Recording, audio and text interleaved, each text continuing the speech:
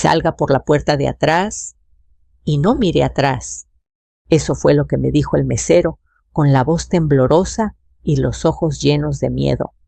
No entendí de inmediato, solo supe que algo terrible estaba a punto de ocurrir. 5 minutos después, el sonido de los disparos retumbó en el bar y mi vida, la de una madre que solo vino a visitar a su hijo, cambió para siempre. Nunca pensé que una simple visita a mi hijo se convertiría en el principio de una pesadilla. Mi nombre es Elena Ramos.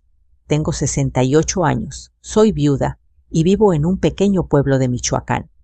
Después de casi 2 años sin ver a Álvaro, mi único hijo, decidí tomar el autobús a Guadalajara para pasar unos días con él y su esposa Sofía.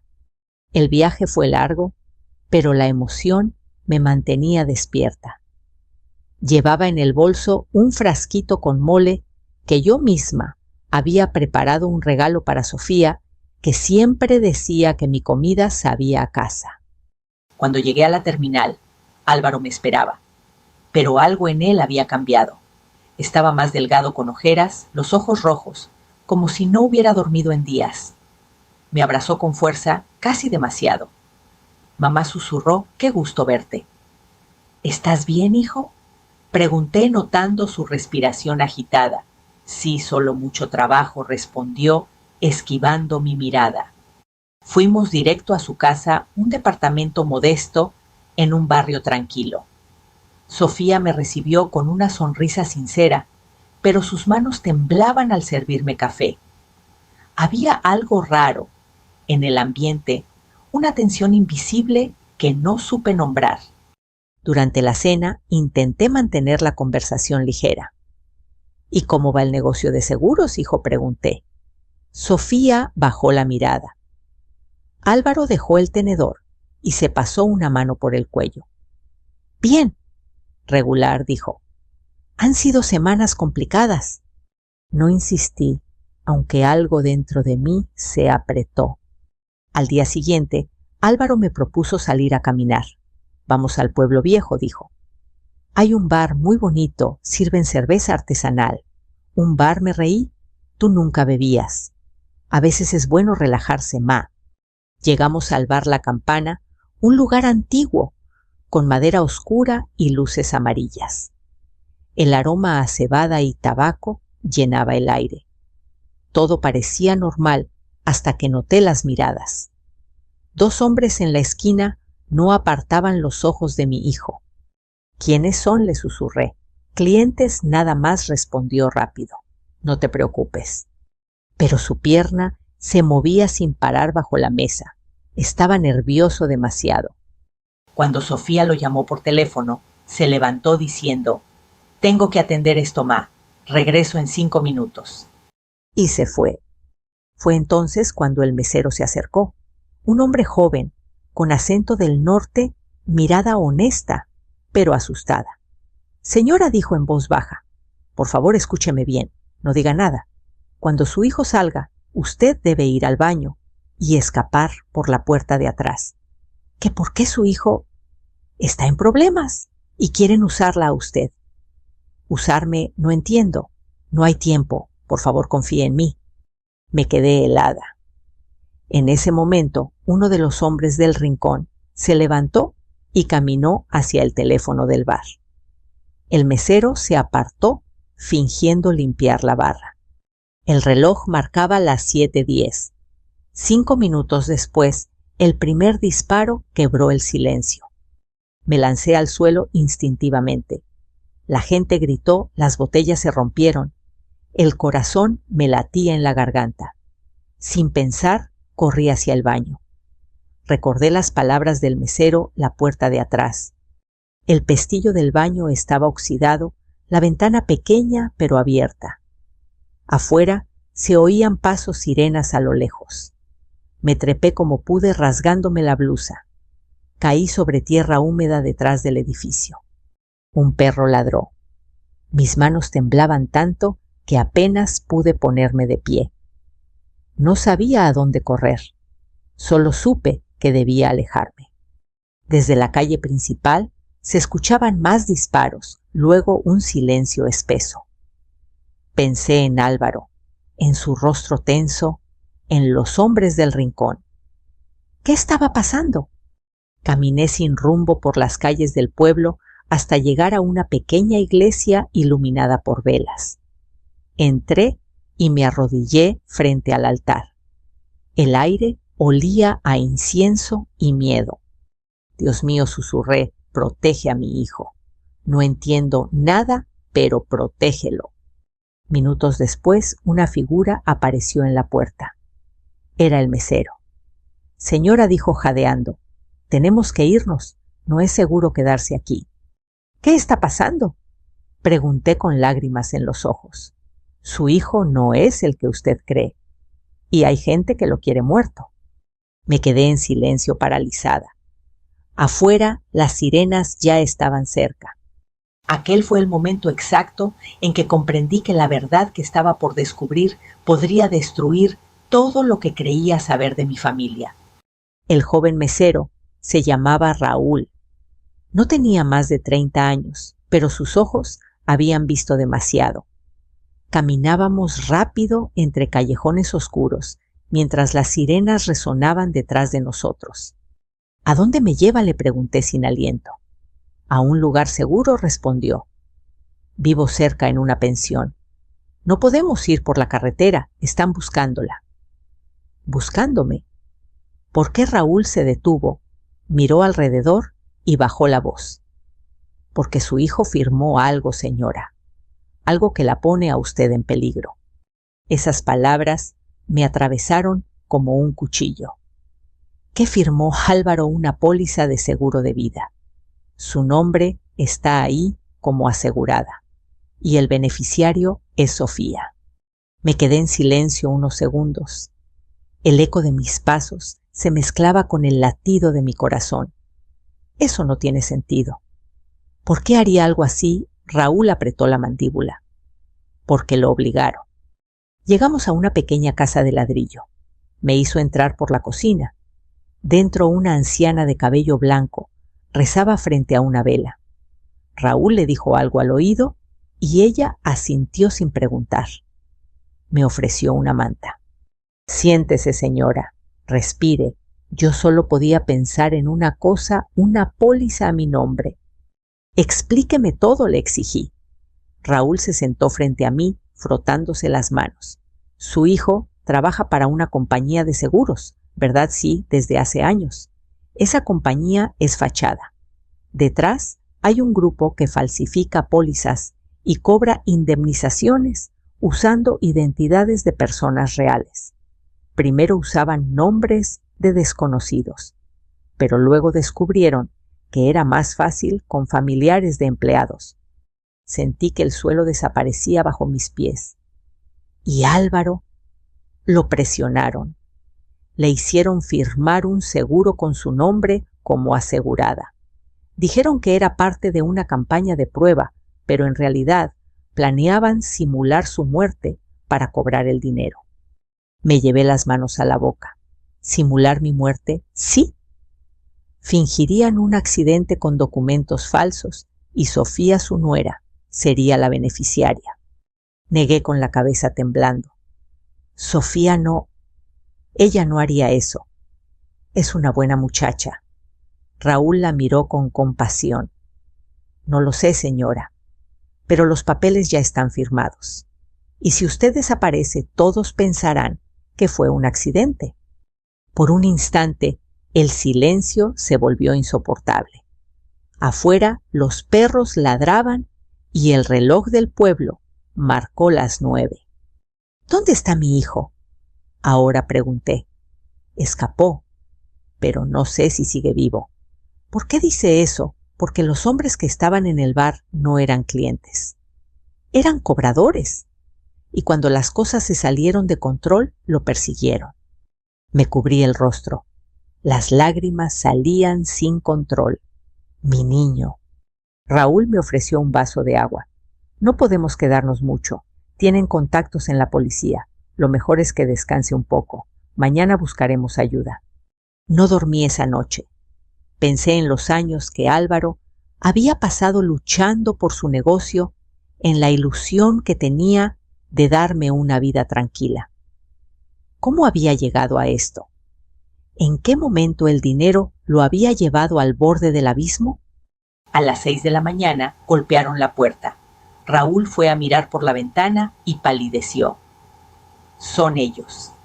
El sonido de un motor rugió afuera. Un coche negro se detuvo frente a la casa. 2 hombres bajaron con chaquetas oscuras. Por atrás susurró: Raúl, rápido. Corrimos por un pasillo angosto que daba a un patio lleno de gallinas. La anciana abrió una reja que conectaba con otra calle. Dios la bendiga, hija, me dijo, antes de cerrar la puerta tras de mí. Corrimos hasta perder el aliento. En la esquina, un camión de carga viejo esperaba con el motor encendido. Suba, ordenó Raúl. Es de un amigo. Nos llevará hasta el límite del pueblo. Mientras el camión avanzaba entre caminos de tierra, yo miraba el amanecer teñido de rojo. Todo me parecía irreal. Raúl, ¿por qué me ayuda?, pregunté. Él suspiró. Porque hace 2 años, mi madre también fue una de las aseguradas. Nunca volvió a casa. No supe qué decir. El camino nos llevó hasta un pequeño caserío. Raúl bajó primero y habló con un hombre de sombrero. Luego me ayudó a descender. Aquí estaremos a salvo por unas horas, dijo, pero tiene que decidir qué hacer. Solo quiero encontrar a mi hijo. Entonces habrá que buscarlo donde todo empezó, en la oficina. Sus palabras me erizaron la piel. ¿La oficina de seguros? Sí. Ahí guardan los contratos, los nombres, todo. Pero entrar no será fácil. Me miró con seriedad. Si de verdad quiere salvarlo, tendrá que enfrentarse a esa gente. Miré el horizonte. En ese instante no era solo una madre asustada. Era una mujer dispuesta a descubrir la verdad, aunque me costara la vida. Simular mi muerte. Las palabras retumbaban en mi cabeza. Si querían usar mi nombre para ese fraude, entonces debía convertirme en algo que no esperaban la testigo que iba a destruirlos desde dentro. El mediodía cayó con un sol ardiente y el polvo del camino se pegaba a mi cara. Raúl consiguió un coche viejo, de un amigo un sedán que apenas arrancaba. Nos dirigíamos a Guadalajara, de vuelta al punto donde todo comenzó. Yo llevaba el corazón encogido. Mientras avanzábamos, él repasaba el plan. Entraremos por el estacionamiento trasero, explicó. La oficina abre hasta las 6. Tengo un contacto que puede ayudarnos a pasar como clientes. ¿Y si nos descubren?, pregunté. Entonces no habrá vuelta atrás. Apreté el crucifijo que colgaba de mi cuello, el mismo que Álvaro me regaló cuando era niño. Para que nunca tengas miedo, Ma, me había dicho. Ahora entendía el verdadero peso de esas palabras. Llegamos a la oficina, un edificio gris de 3 pisos, con el logotipo Protección Integral S.A. en letras doradas. Por fuera parecía una empresa seria. Por dentro era un nido de engaños. Raúl me hizo ponerme unas gafas oscuras y un sombrero. Entre como si buscara una póliza, susurró. Yo hablaré con mi contacto. El aire acondicionado golpeó mi rostro cuando entramos. Detrás del mostrador, una joven sonriente nos saludó. Buenos días. ¿En qué puedo ayudarles? ¿Mi madre quiere revisar un contrato?, respondió Raúl con naturalidad. A nombre de Elena Ramos. La joven tecleó algo en su computadora. Sí, aquí aparece, dijo tras unos segundos. Póliza número 874-5103. Beneficiaria Sofía Martínez. Mi estómago se revolvió. Era verdad. ¿Puedo ver el documento?, preguntó Raúl. Tendría que autorizarlo el gerente. Mientras la empleada se levantaba, Raúl me susurró. El gerente es el problema. No podemos dejar que lo sospeche. Un hombre alto, con traje impecable y sonrisa falsa, apareció tras la puerta de vidrio. «¿Doña Elena Ramos?» «Qué gusto», dijo, extendiendo la mano. «Soy licenciado Castro, director de área. ¿Qué la trae por aquí?» «Solo quería confirmar unos datos», respondí tratando de mantener la calma. Por supuesto», dijo amablemente. «Pase a mi oficina». Su tono era demasiado cortés, demasiado calculado. Entré detrás de él con Raúl siguiéndome. En el escritorio, el hombre tomó una carpeta gruesa y la abrió. «Aquí está su póliza, firmada hace 3 meses por su hijo Álvaro Ramos, quien figura como contratante». Me quedé helada. ¿Él firmó esto? Sí. Todo está en regla. Su muerte accidental otorgaría a la señora Sofía Martínez la suma de 3 millones de pesos. Mi voz se quebró. «Pero yo estoy viva». El hombre sonrió. «Por ahora». Raúl se movió instintivamente poniéndose frente a mí. «¿Qué quiere decir con eso?», dijo con voz tensa. Castro lo miró sin disimular la amenaza. «Solo digo que las pólizas sirven cuando hay un evento. Y usted, señora, es un evento muy costoso». Saqué fuerzas que no sabía que tenía. «Mi hijo nunca quiso esto». «Oh, créame, lo quiso», replicó Castro con frialdad. «Firmó todo para salvar su negocio, pero después se arrepintió. Por eso trató de huir». Sus palabras me hirieron más que cualquier bala. «¿Dónde está él?». Su hijo Castro se reclinó en la silla. «Muerto probablemente». Raúl se abalanzó sobre el escritorio y lo tomó por el cuello de la camisa. «Diga la verdad», Castro soltó una carcajada baja. «La verdad no cambia nada. Todo está firmado. En unos días su póliza será procesada y su existencia borrada». Fue entonces cuando escuchamos pasos en el pasillo. 2 hombres armados entraron apuntando hacia nosotros. Raúl me empujó detrás del escritorio. «¡Corra, señora! ¡Por la ventana!». Disparos, gritos, el vidrio estalló. Me lancé al suelo, gateando hacia la salida trasera.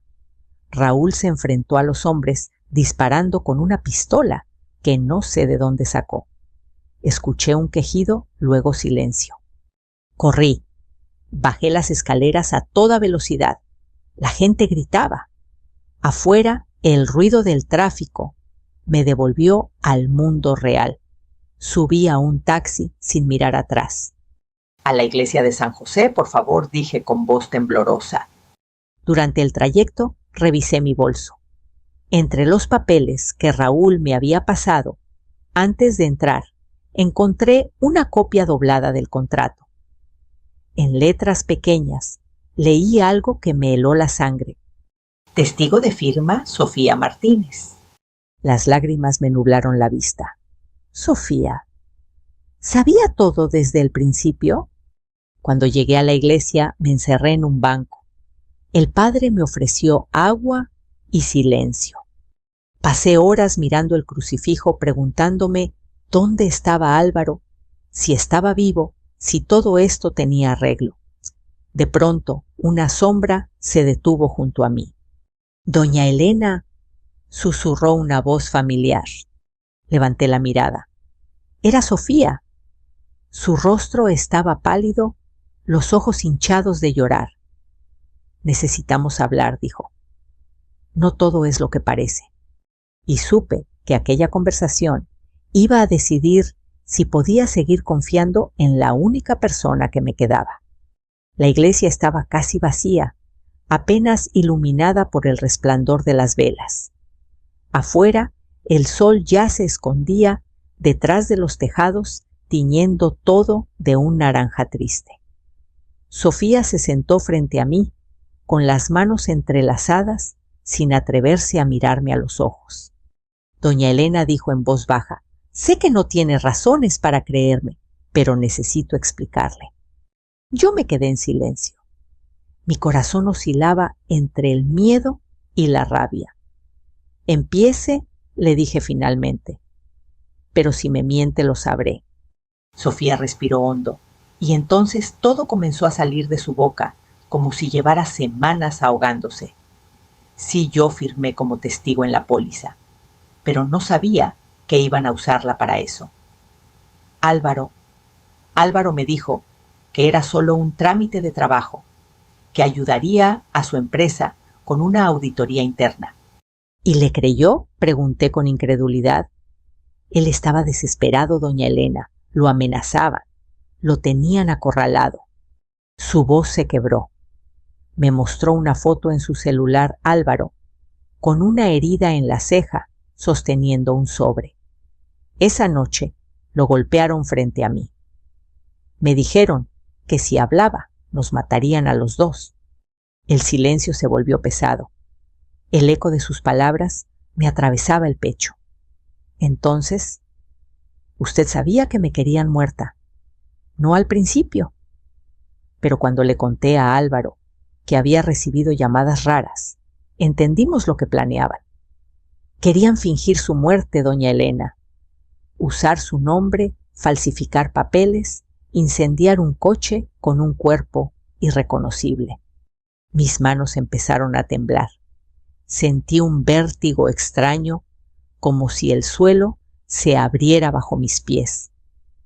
¿Y por qué no me lo dijeron? ¿Podrían haberme salvado de esto? Sofía rompió en llanto. Porque él pensó que si usted no sabía nada, estaría a salvo. Su voz se apagó por un instante, pero algo salió mal. El dinero no llegó y ellos descubrieron que Álvaro había guardado copias de los documentos originales. Quería entregarlos a la policía, pero alguien lo traicionó. ¿Quién?, pregunté, sintiendo cómo mi garganta se cerraba. Sofía bajó la cabeza. Uno de los socios, el licenciado Castro. Todo encajó. La sonrisa cínica de ese hombre, sus palabras venenosas, los matones. Dios mío, murmuré. Raúl tenía razón. Sofía me miró con desesperación. Ellos creen que Álvaro está muerto, pero no lo está. Esa frase me cortó la respiración. ¿Cómo lo sabe? Porque me llamó hace 3 noches. Apenas unos segundos. Dijo que estaba herido, escondido en la sierra. Que no confiara en nadie, ni siquiera en la policía. Mi corazón dio un vuelco. ¿Dónde exactamente? No lo sé. La llamada se cortó, pero me mencionó un nombre: San Miguel del Cerro. Conozco ese lugar, dije sin dudar. Está a 2 horas de aquí. Sofía asintió limpiándose las lágrimas. Yo iba a ir, pero después del tiroteo en el bar pensé que ya la habían atrapado. Cuando vi las noticias, creí que... Su voz se quebró otra vez, que estaba muerta. Tomé sus manos. No estoy muerta, hija, pero sí cansada de tener miedo. Nos quedamos en silencio largo rato. El padre pasó cerca de nosotros, en silencio, como si entendiera que en ese banco se estaba decidiendo algo importante. Finalmente me puse de pie. Vamos a buscarlo. ¿Cómo?, preguntó Sofía con los ojos muy abiertos, con fe y con lo que él nos dejó. Saqué del bolso la copia del contrato. En la esquina inferior había un número que no pertenecía a la póliza. Raúl lo había señalado antes de desaparecer. Este código puede ser la clave, me había dicho. ¿Qué es eso?, preguntó Sofía. Una pista, quizás la última. Esa noche nos quedamos a dormir en una habitación que el padre nos ofreció. Las paredes olían a madera vieja y cera. Sofía lloró hasta quedarse dormida. Yo, en cambio, recé. No por mí, por mi hijo. Por Raúl, que quizás había muerto en la oficina, y por todos los inocentes que aquella empresa había convertido en fantasmas. Al amanecer me levanté antes del alba. Afuera los gallos cantaban. Sofía seguía dormida. Tomé el rosario y lo guardé en el bolsillo. Cuando salí al patio, el padre me esperaba. Hija, lo que está por hacer es peligroso, me advirtió. Lo sé, padre, pero el peligro ya me encontró una vez. No pienso esconderme. Él asintió y me entregó una pequeña cruz de madera para su hijo. Si lo encuentra, dígale que el perdón también salva. A media mañana, Sofía y yo tomamos un autobús hacia el norte. El paisaje se transformaba en montañas verdes llenas de neblina. Cada curva me recordaba que me acercaba no solo a la verdad, sino también al fin de mi inocencia. Sofía miraba por la ventana en silencio. Doña Elena dijo de pronto: «¿Y si todo esto termina mal? Entonces al menos sabremos la verdad». El viento golpeaba el vidrio y sentí que mi vida, esa que siempre había sido tan sencilla, se convertía ahora en una guerra entre la fe y la culpa. Mientras subíamos por el camino de tierra, pensé en las palabras del mesero aquella noche. Salga por la puerta de atrás y no mire atrás. Por primera vez entendí su sentido. A veces escapar no es huir, sino seguir viva para encontrar la verdad. Cuando el autobús se detuvo en San Miguel del Cerro, supe que estábamos en el lugar correcto. El aire olía a pino y lluvia reciente. En el horizonte, entre las montañas, se veía una cabaña solitaria. Y algo en mi corazón me dijo que allí estaba mi hijo. El aire en San Miguel del Cerro olía a tierra mojada y pino recién cortado. El autobús se alejó, dejando una nube de polvo, y Sofía y yo quedamos solas frente a la sierra. Las montañas parecían inmensas, con un silencio tan profundo que podía escuchar mi propio miedo. Dijo que estaba en una cabaña, recordé. Si sobrevivió, no puede estar lejos. Empezamos a caminar por el sendero de tierra. El cielo se cubría de nubes y cada paso me parecía una mezcla de esperanza y tormento. Sofía caminaba detrás con los zapatos llenos de barro sin decir una palabra. Después de casi una hora, vimos humo saliendo de entre los árboles. Me detuve. ¿Lo ves?, pregunté. Sí, parece una chimenea.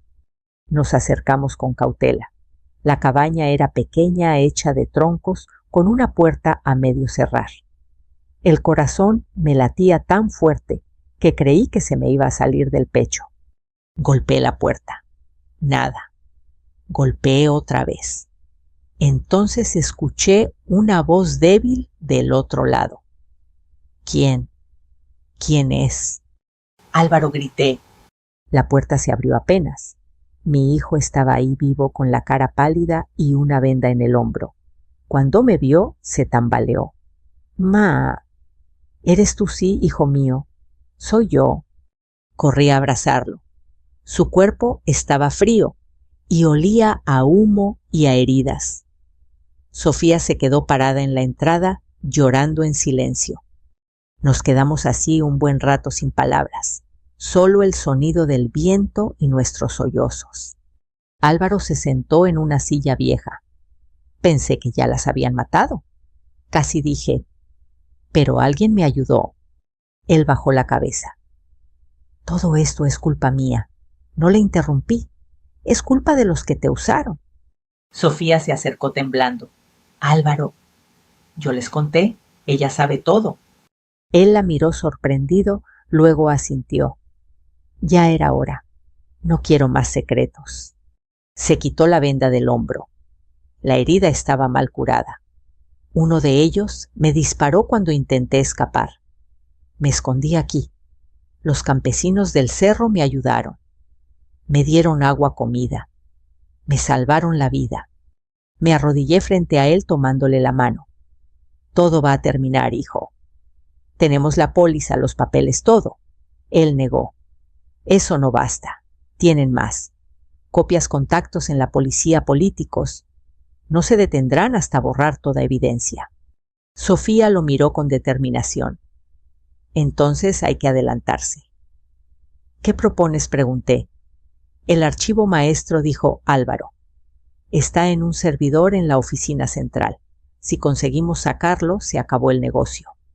El silencio se llenó de truenos lejanos. Una tormenta se acercaba. ¿Y cómo llegaremos hasta allá?, pregunté. Tengo un contacto, respondió Álvaro. Un detective llamado Morales. Le pasé parte de la información antes de huir. Si sigue vivo, puede ayudarnos. Me miró con ojos cansados. Mano quería meterte en esto. Te juro que todo empezó por protegerte. ¿Protegerme fingiendo mi muerte?, le dije con la voz quebrada.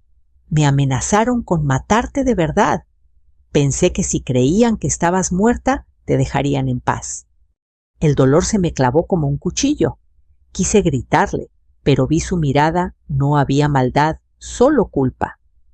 Eres mi hijo, dije al fin, y no voy a dejarte solo. La lluvia comenzó a caer golpeando el techo de zinc. Sofía encendió una lámpara de aceite. La luz temblorosa llenó la habitación de sombras. Álvaro sacó una caja de madera de debajo del piso. Dentro había documentos, fotos y una memoria USB. Aquí está la prueba, dijo. Todas las pólizas falsas, las transferencias, los nombres. Tomé la memoria con cuidado, como si fuera algo sagrado. Entonces esto acaba mañana. Vamos a entregarla al detective. Álvaro asintió. Pero si algo me pasa, prométanme que no se detendrán. No digas eso, le pedí. Promételo. Lo hice. Pasamos la noche allí, escuchando el sonido del agua golpeando el techo. Por primera vez en mucho tiempo, sentí que aún había esperanza. A la mañana siguiente salimos temprano.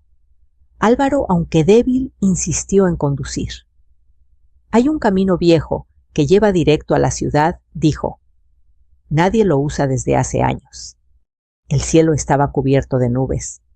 Todo parecía suspendido, como si el mundo contuviera la respiración. A medio camino, un auto negro apareció detrás de nosotros. Nos siguen, dijo Sofía pálida. Álvaro aceleró. La lluvia empezó a caer con furia. Las ruedas patinaban en el lodo. ¡Sujétense!, gritó. Un disparo rompió el cristal trasero. Sofía gritó. Me agaché instintivamente. No puedo más, exclamó Álvaro. En ese instante, una camioneta cruzó el camino desde un costado bloqueando el paso. De ella bajó un hombre, con una pistola, el licenciado Castro. Se acabó el juego, gritó bajo la lluvia. Entréguenme la memoria o los entierro aquí mismo. Álvaro bajó del coche con las manos en alto. Déjalas ir.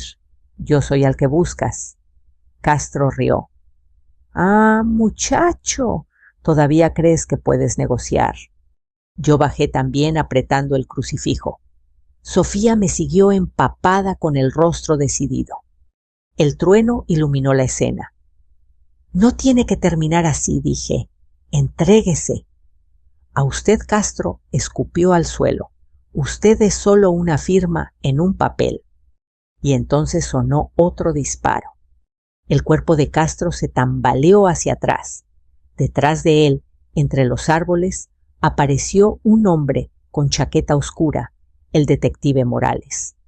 «Bajen las armas», gritó. «¡Policía!». Todo ocurrió en segundos. Los hombres de Castro intentaron huir, pero fueron rodeados por patrullas que emergieron del bosque. Morales se acercó a nosotros empapado. Sabía que vendrían aquí, dijo. Su hijo me envió coordenadas antes de desaparecer. Álvaro se desplomó en mis brazos agotado. ¿Está terminado?, pregunté. No aún, dijo Morales. Pero ahora tenemos lo que necesitamos. Tomó la memoria USB y la guardó en su chaqueta. Con esto caerán todos. Sofía sollozaba de alivio. Yo solo miré al cielo, dejando que la lluvia me lavara la cara. Habíamos sobrevivido, pero algo me decía que la historia aún no había terminado. La lluvia caía sin descanso sobre el techo de la iglesia. Afuera, los relámpagos iluminaban los charcos donde se reflejaban las luces azules de las patrullas. Todo había pasado tan rápido, los disparos, el grito de Morales, el cuerpo del licenciado Castro desplomado sobre el lodo. Nos refugiamos dentro del templo, empapados, temblando. Sofía sostenía a Álvaro, que apenas podía mantenerse en pie. El detective se quitó el sombrero y lo dejó sobre el altar. «Están a salvo por ahora», dijo respirando con dificultad. «Pero esto no ha terminado». Yo me dejé caer en uno de los bancos. La cruz de madera que el padre me había dado pesaba en mis manos más que nunca. «¿Cuántos más deben morir, señor?», susurré. Morales se acercó. «El sistema que desmantelamos hoy era solo una parte. Hay gente poderosa detrás, empresarios políticos.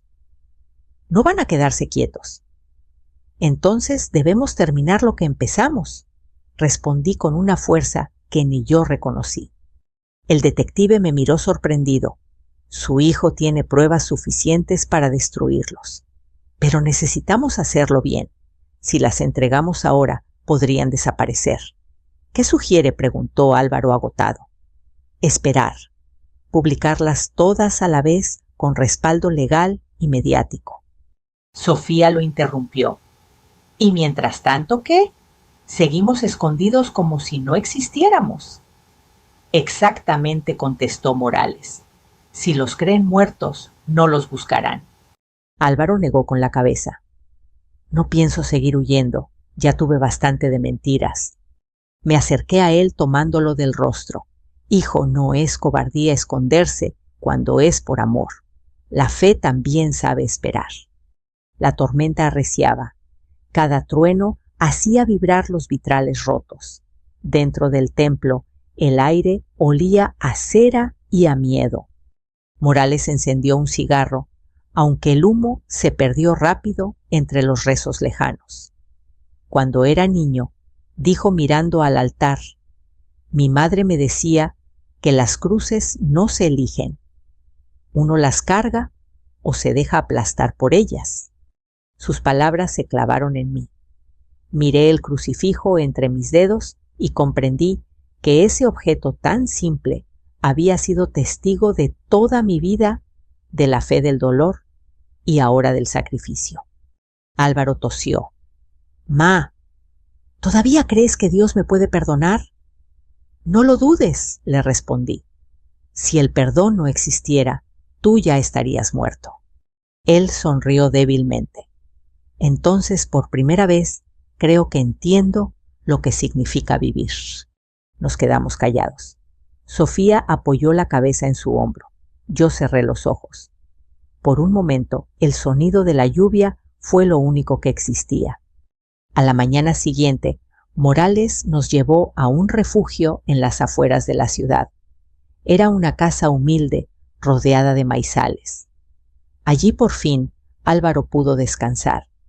Durante los días siguientes, Morales recopiló las pruebas, contactó a periodistas y fiscales. Cada vez que llegaba con noticias, su rostro se veía más cansado, pero también más decidido. «Ya casi está», dijo una noche. «En cuanto tengamos el testimonio completo de Álvaro, lanzaremos todo».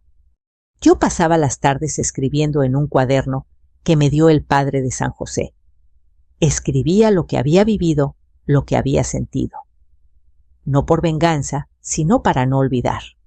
Sofía ayudaba a curar la herida de Álvaro. A veces los escuchaba reír bajito, y eso, más que cualquier palabra, me devolvía la esperanza. Pero el peligro seguía latente. Una tarde, mientras Morales hablaba por teléfono afuera, escuchamos un golpe seco. «¿Qué fue eso?», preguntó Sofía. Salimos corriendo. El detective estaba en el suelo inconsciente. En el camino de tierra, un coche negro se alejaba levantando polvo. Álvaro se agachó junto a él. «Morales, respire». El detective abrió los ojos apenas. «No, no se preocupen por mí», murmuró. «En la guantera. El sobre». Busqué rápido. Dentro había una memoria y unas notas. Por si no llego a entregarlo, Confíen solo en el Padre de San José. Se lo llevaron todo, dijo Sofía, revisando el bolsillo del detective. No todo, contesté. Todavía tenemos esta cruz. En la parte trasera del crucifijo de madera había una pequeña ranura. Álvaro la abrió con cuidado. Dentro, escondida en el hueco, había una segunda memoria. La copia susurró: Morales era más listo de lo que pensábamos. Esa noche no dormimos. Preparábamos todo para ir a la iglesia al amanecer. Pero antes de salir, Álvaro se detuvo y me miró. Mas si algo pasa, quiero que sepas que esta vez no tengo miedo.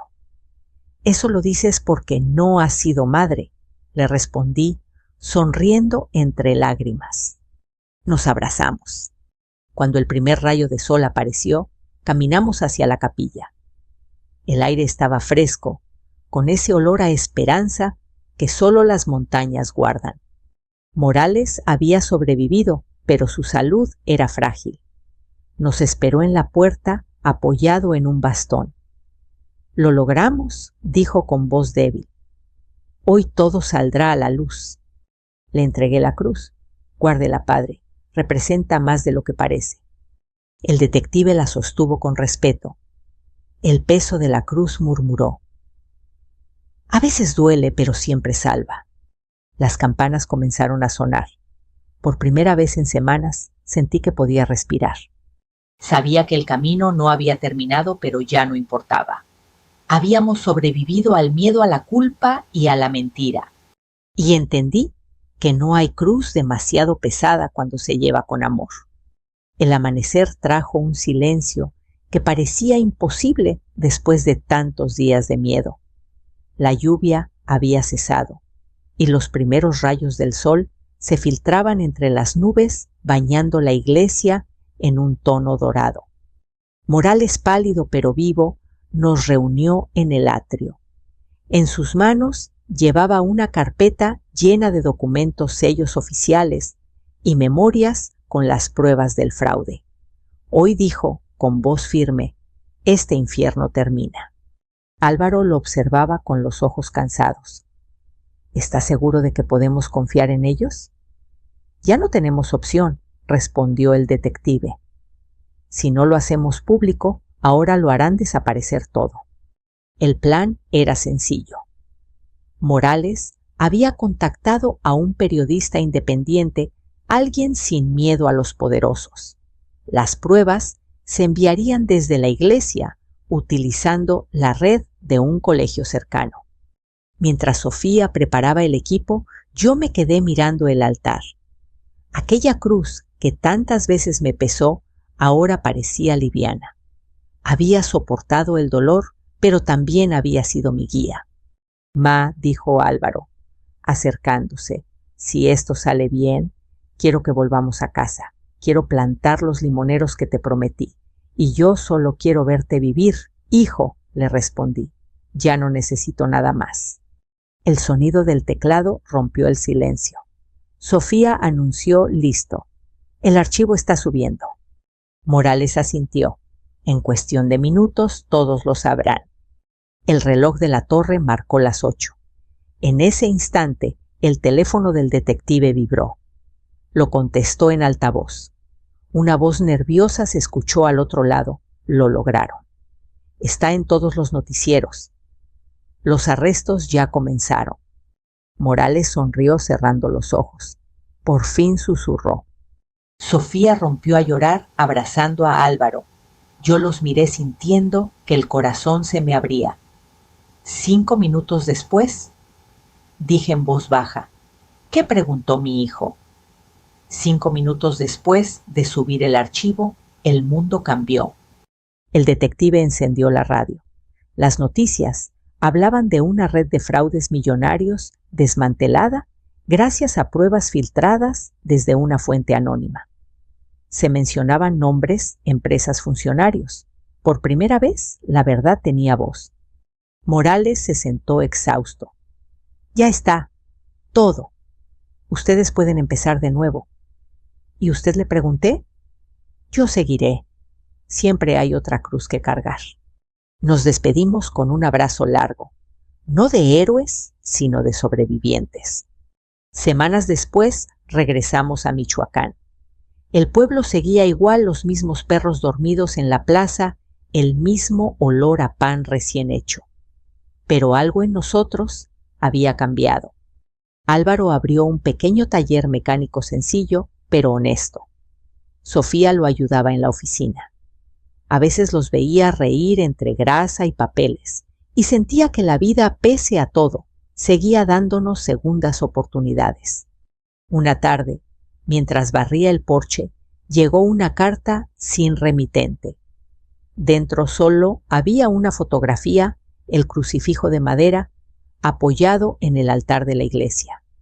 Detrás, una nota con la letra de Morales. El peso de la cruz no está en el dolor, sino en lo que decidimos hacer con él. Lloré, no de tristeza, sino de gratitud. El sol se escondía y los limoneros nuevos olían a promesa. Álvaro se acercó, me rodeó con un brazo y dijo: «Sabes, Ma, a veces pienso en todo lo que pasó y siento que fue una bendición disfrazada de tormenta». «Así es la vida, hijo», le respondí. «Duele, pero también enseña». Miré el horizonte. Las nubes se teñían de oro y por primera vez en mucho tiempo no temía el futuro. Me volví hacia la cámara, hacia quienes escuchaban mi historia, y hablé con el corazón. A ti que llegaste hasta aquí, gracias por acompañarme. Si alguna vez sentiste miedo, recuerda la fe. No es no tener miedo, sino caminar a pesar de él. Cuéntame, ¿qué hubieras hecho tú por tu familia? Déjalo en los comentarios. Y si quieres seguir escuchando historias de esperanza, redención y amor, suscríbete. Tenemos mucho que compartir porque la vida, aunque duela, siempre ofrece otra oportunidad. El viento movió las cortinas y el olor a limonero llenó la casa.